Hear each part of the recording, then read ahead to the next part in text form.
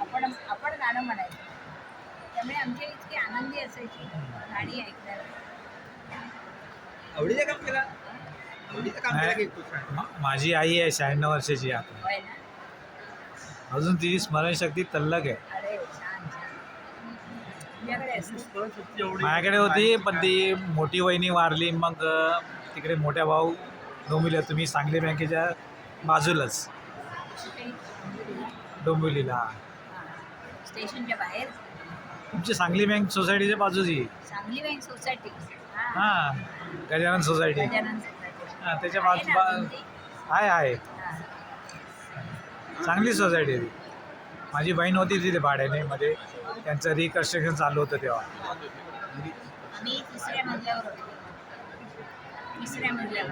हां, 2 विंग आहेत ना त्याच्या. ती आमच्या समोरच ती उभी राहिली तिथे.